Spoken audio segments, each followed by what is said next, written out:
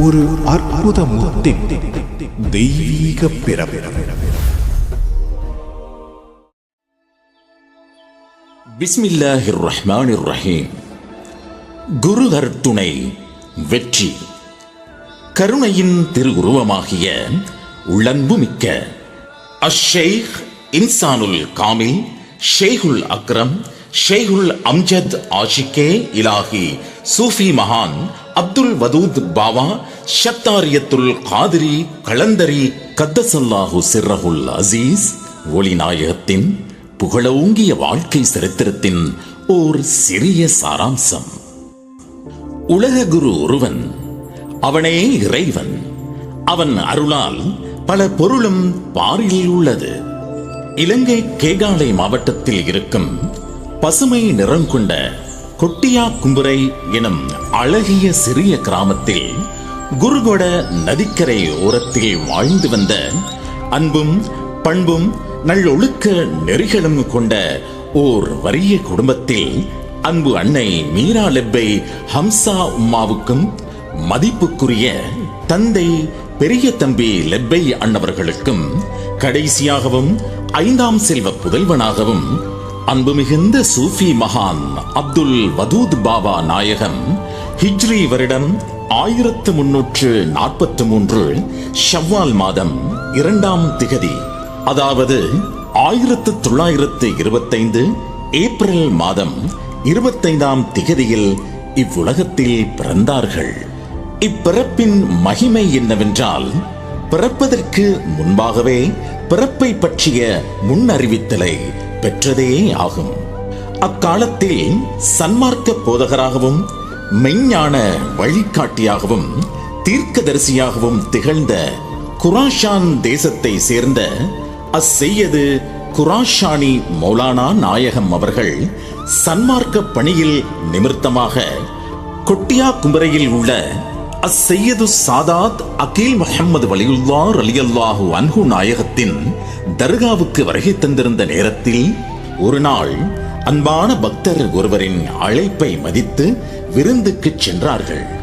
மிகுந்த மதிப்புக்கு மத்தியில் நடைபெற்ற உபசரிப்புக்கு பின் அவ்வீட்டு குழந்தையை நோக்கி, இச்சிறுமியின் வயிற்றில் எதிர்காலத்தில் ஒரு அற்புத முத்தொன்று விளைய இருக்கிறது, இவளை மிக கவனமாக பார்த்துக் கொள்ளுங்கள் என்று அவளின் தாய் தந்தையரை நோக்கி கூறி எச்சரிக்கை செய்து ஆசீர்வதித்தார்கள்.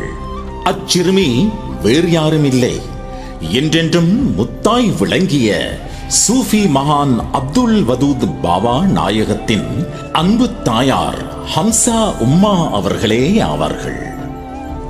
பிறப்பிலேயே சிறப்பை பெற்றது அன்றி, சிந்தை தெளிந்த குழந்தை பருவத்தில் இருந்தே சாதாரண மானிட பிறப்புக்கு இல்லாத ஒரு அற்புதம் நிகழ்ந்து வந்தது. எப்பொழுதும் இவ்வுலக பராக்கை விட்டு விலகி தனக்கு அன்பாகவும் பாதுகாவலனாகவும் பிரகாசமிக்க ஓர் ஒளிவட்டம் கூடவே இருந்து வழிகாட்டி வந்தது.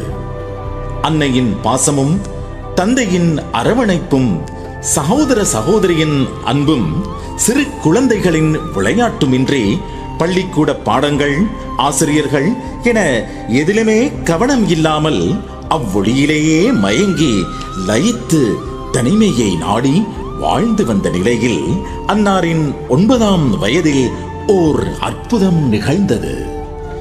நீராடுவதற்காக நதிக்கரைக்கு சென்றிருந்த வேளையில் அடிக்கடி காட்சியளித்த ஒளிவட்டம் நதிநீரின் மேல் தம்மத் எனும் முடிவு என்ன என்று 3 தடவைகள் மறைந்து மறைந்து காட்சியளித்ததை கண்ட நாயகம் அவர்கள், இது என்ன விந்தை, இதன் அர்த்தம் என்ன, எனது முடிவு என்ன என்று ஆழ்ந்து சிந்தித்து ஓர் முடிவுக்கே வந்தார்கள். என்ன ஓர் அற்புதம்! இது ஒரு சாதாரண நிகழ்வா? நமது சிந்தனைக்கு அப்பால் பற்ற முடிவு. சுப்ஹானல்லாஹ்! தாய், தந்தை, வீடு, பந்த பாசம் அனைத்தையும் விட்டு அவ்வொளியை பின்தொடர்ந்து வீட்டை விட்டும் வெளியேறினார்கள். போவது எங்கென்று அறியாத நிலை. எது வந்தாலும் எது வராவிடினும் மனம் கோணாமல் இருக்கும் தவக்கல் என்ற நிலை.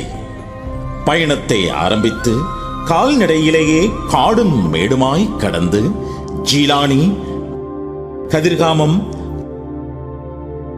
பாபா ஆதம்மலை என்று பல இடங்களை சென்று பல இன்னல்களை சந்தித்து பற்பல அனுபவங்களும் பெற்று திருகோணமலைக்கு சென்றடைந்தார்கள்.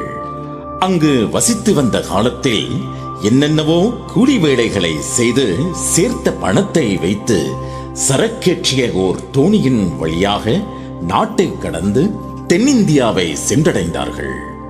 இவையெல்லாம் அவ்வொளியின் வழிகாட்டலின் பிரகாரம் எண்ணத்தில் தோன்றியபடியே செய்தார்கள்.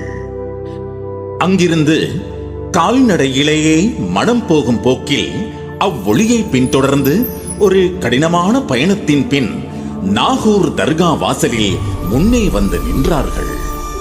நம் சிந்தைக்கு எட்டாத ஒரு விந்தை. பிறப்பிலிருந்தே கூடவே இருந்து வழிகாட்டி தன்னை காத்து அழைத்து வந்த அதே அற்புத ஒளிவட்டம் மயில் வர்ணம் கொண்ட பிரகாசம் மிக்க பேரொளியாகி புறக்கண்ணால் சாதாரண மானிடருக்கு காண முடியாத அளவிற்கு ஒளிக்கதிர் வீசிய பேரின்பக் கடலாகி எதிரே வந்து காட்சி அளித்தது. சுப்ஹானல்லாஹ்! அது எதுவாக இருக்கும்? மகான்களுக்கு மகானாகிய, ஒளிமார்களுக்கும் குருமார்களுக்கும் நாயகமாகிய, மெய்ஞானிகளுக்கு மகா மேதையாகிய, உலக புகழ் பெற்ற எஜமான் ஷாஹுல் ஹமீத் மீரான் சுல்தான் கஞ்ச சவாய் கஞ்ச பக்ஷ் அன் நாகூரி கத்தசல்லாஹு சிர்ரஹுல் அசீஸ் நாயகத்தின் அற்புத தரிசனமாகும். நான் யார் தெரியுமா? என்னை கண்டுகொண்டாயா? நான் தான் உன்னை இங்கு அழைத்து வந்தேன் என கூறி தன்னை மாறி அணைத்து முத்தமிட்டு, என்னை வெட்ட வெளியாக காண், நானும் நீயும் வேறில்லை, உனது ஆன்மீக பயணம் இங்கிருந்தே தொடரப்போகிறது, எப்பொழுதும் உன் கூடவே இருப்பேன், இனி உனது ஆன்மீக பயிற்சியையும் கல்வி ஞானத்தையும் பெறுவதற்காக முஹம்மது இப்ராஹிம் அன்பு பூபதி அவர்களை சென்று சந்தித்து குரு தீட்சை பெறுவாயாக என கட்டளையிட்டு மறைந்து விட்டார்கள். அல்ஹம்துலில்லாஹ்! கருணையின் வடிவம் நீரே, பொறுமையின் திரு உருவம் நீரே, வெட்ட வெளியும் நீரே, ஏகாந்தமும் நீரே, எல்லையற்ற பேரின்பமும் நீரே, நிகரற்ற பேரொளியும் நீரே, பேரறிவின் உச்சம் நீரே, பேரின்பக் கடலும் நீரே, மானிடர்க்கு அரசரும் நீரே, ஆன்மாவுக்கு சாந்தியும் நீரே, மன்னிப்பின் அன்னையும் நீரே, கண்டிப்பின் தந்தையும் நீரே, பேச்சின் தெளிவும் நீரே, வாக்கின் உறுதியும் நீரே, வெற்றியின் சிகரம் நீரே, வேதாந்த குருவும் நீரே, எவருக்கும் நிகராதவர் நீரே, புகழுக்கு எல்லையற்றவர் நீரே, நம்பியவரை கைவிடாமல் காத்து கரை சேர்க்கும் மகா வல்லமையுடைய கருணை ஆனந்த மூர்த்தியே, அப்துல் வதூத் ஒளியே, குருவே சரணம், குருவே போற்றி.